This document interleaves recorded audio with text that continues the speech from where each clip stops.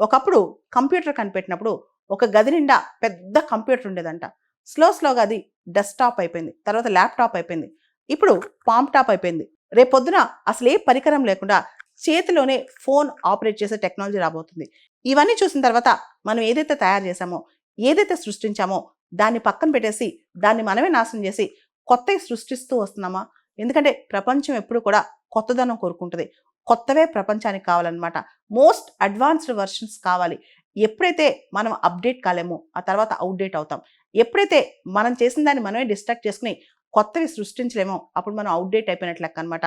దీన్నే creative destruction అంటారు. అసలు ఈ క్రియేటివ్ డిస్ట్రక్షన్ అనే కాన్సెప్ట్ 1940 దశకంలోనే జోసెఫ్ షంపీటర్ అనే ఒక ఆస్ట్రియన్ ఎకానమిస్ట్ చెప్పుకొచ్చారనమాట.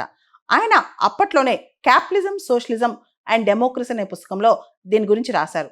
అసలు ఈ క్యాపిటలిజం పెట్టుబడిదారి వ్యవస్థ అనేది ఇన్నోవేషన్స్ మీద బేస్ అయి ఉందని చెప్పి, ఎప్పుడూ కూడా పాత ఇన్నోవేషన్స్ పక్కన పెట్టి కొత్తవి ఇన్నోవేషన్స్ చేసుకుంటూ వెళ్తేనే క్యాపిటలిజం అనేది ప్రాఫిట్లో ఉంటుందని చెప్పి కూడా ఆయన చెప్పుకొచ్చారనమాట. దీంతో పాటు ఆయన ఇన్వెంటర్, ఆంటర్‌ప్రెన్యూర్ మధ్య తేడా కూడా చెప్పారు. అయితే ఇన్వెంటర్ ఏదైతే కనిపెడతారో ఆంటర్‌ప్రెన్యూర్ దాని మీద బిజినెస్ చేస్తారని కూడా చెప్పుకొచ్చారనమాట. ఇక్కడ మనం ఇన్వెంటర్‌కి, ఆంటర్‌ప్రెన్యూర్‌కి తేడా తెలుసుకోవాలి. నికోలాయ్ టెస్లా ఆయన ఆల్టర్నేటింగ్ కరెంట్ ఏసీ కనిపెట్టారు. కానీ దాన్ని థామస్ ఆల్వా ఎడిసన్ దాన్ని ఎలా కమర్షియల్‌గా యూజ్ చేయాలని చెప్పి ఆయన దాన్ని మార్కెట్‌లోకి తీసుకొచ్చారు. ఆయనకి, ఈయనకి ఈ విషయంలో ఉన్న తేడా ఇన్వెంటర్ మరియు ఆంటర్‌ప్రెన్యూర్.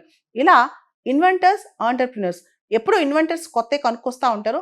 ఆంటర్‌ప్రెన్యూర్స్ దాన్ని పబ్లిక్‌లోకి తీసుకెళ్తారు. తర్వాత కొత్త ఇన్నోవేషన్ వచ్చిన తర్వాత మళ్ళీ దాన్ని డిఫరెంట్‌గా తీసుకెళ్తారు.